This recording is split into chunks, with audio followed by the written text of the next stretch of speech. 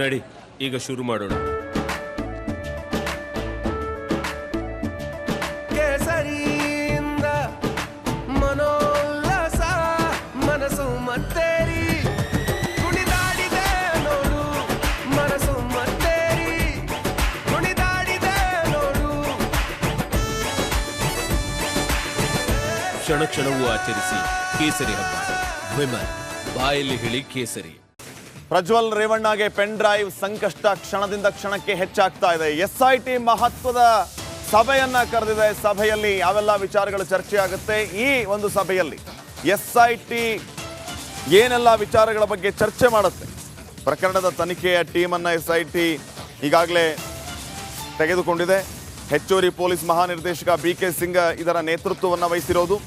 ಇವತ್ತು ಅಥವಾ ನಾಳೆ ಈ SIT ತಂಡ ಹಾಸನಕ್ಕೆ ತೆರಳಲಿಕ್ಕಿದೆ.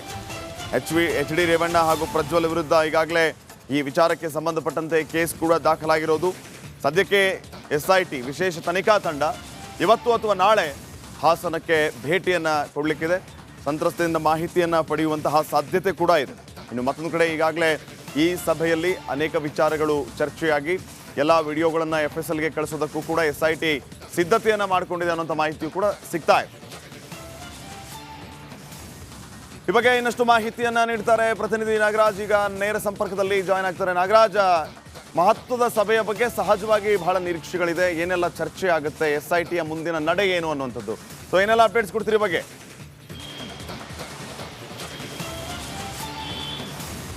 ಶ್ರೀಪಾದ್, ಏನು CID ಕಚೇರಿಯಲ್ಲಿ ಸ್ವಲ್ಪ ಹೊತ್ತಿನಲ್ಲೇ SIT ತಂಡದಿಂದ ಸಭೆ ಆರಂಭ ಆಗುವಂಥದ್ದು. ಹಾಸನದ ಒಂದು ಅಶ್ಲೀಲ ವಿಡಿಯೋಗಳ ಪ್ರಕರಣಕ್ಕೆ ಸಂಬಂಧಿಸಿದಂತೆ ಇಲ್ಲಿ ಪ್ರಮುಖವಾಗಿ SITಯಿಂದ ಒಂದಷ್ಟು ವಿಚಾರಗಳ ಬಗ್ಗೆ ನಿರ್ಧಾರವನ್ನು ತೆಗೆದುಕೊಳ್ಳುವಂಥದ್ದು. ಏನಂತಂದರೆ ಪ್ರಮುಖವಾಗಿ ಏನು ಹೊಳೆನರಸೀಪುರ ಟೌನ್ ಠಾಣೆಯಲ್ಲಿ ದಾಖಲಾಗಿರ್ತಕ್ಕಂಥ ಪ್ರಕರಣವನ್ನು SITಗೆ ವರ್ಗಾವಣೆ ಮಾಡಿಕೊಳ್ಳೋದ್ರ ಬಗ್ಗೆ ಒಂದು ಚರ್ಚೆ ಆದರೆ, ಮತ್ತೊಂದು ಏನು ಸಾರ್ವಜನಿಕ ವಲಯದಲ್ಲಿ ಸಾಕಷ್ಟು ವೈರಲ್ ಆಗಿದ್ದಾವೆ ವಿಡಿಯೋಗಳು.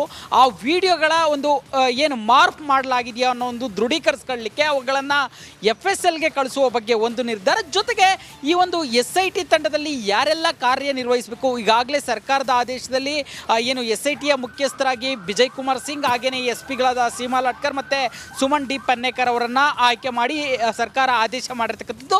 ಆದರೆ ಉಳಿದಂತೆ ಇನ್ಸ್ಪೆಕ್ಟರ್ಗಳು ಯಾರಿರಬೇಕು, DYSPಗಳು ಯಾರಿರಬೇಕು, PSIಗಳು ಯಾರಿರಬೇಕು ಮತ್ತು ಕೆಳ ಹಂತದ ಸಿಬ್ಬಂದಿಗಳು ಯಾರು ಕೆಲಸ ಮಾಡಬೇಕು ಅನ್ನೋದ್ರ ಬಗ್ಗೆ ಇವತ್ತು ಡಿಸೈಡ್ ಆಗುವಂಥದ್ದು.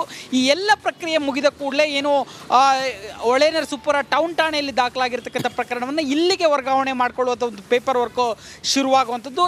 ಜೊತೆಗೆ ಈ ಒಂದು ವೈರಲ್ ಆಗಿರ್ತಕ್ಕಂಥ ವಿಡಿಯೋಗಳು ಮಾರ್ಫ್ ಆಗಿಲ್ಲ, ಇವು ಅಸಲಿ ವಿಡಿಯೋಗಳು ಅನ್ನೋದು ಗೊತ್ತಾದರೆ ಅದರಲ್ಲಿ ಒಂದಷ್ಟು ವಿಡಿಯೋಗಳು ಏನು ಕೇವಲ ಏನು ಅತ್ಯಾಚಾರದ ರೂಪದಲ್ಲಿ ಕಂಡಿರ್ತಕ್ಕಂಥ ವಿಡಿಯೋಗಳ ಬಗ್ಗೆ ತನಿಖೆಗಳು ಆರಂಭ ಆಗೋ ಸಾಧ್ಯತೆ ಇರತಕ್ಕಂಥದ್ದು. ಒಟ್ಟಾರೆಯಾಗಿ ಈ ಎಲ್ಲ ವಿಚಾರಗಳ ಬಗ್ಗೆ ಒಂದು ಫೈನಲ್ ಡಿಸಿಷನ್ ತೆಗೆದುಕೊಂಡು ಮತ್ತು ಯಾವ ರೀತಿ ಕಾರ್ಯನಿರ್ವಹಿಸಬೇಕು ಅನ್ನೋದ್ರ ಬಗ್ಗೆ ಇವತ್ತಿನ ಸಭೆಯಲ್ಲಿ ನಿರ್ಧಾರ ಆಗುವಂಥದ್ದು. Shripad, okay, thank you Nagaraj ಮಾಹಿತಿಗಾಗಿ.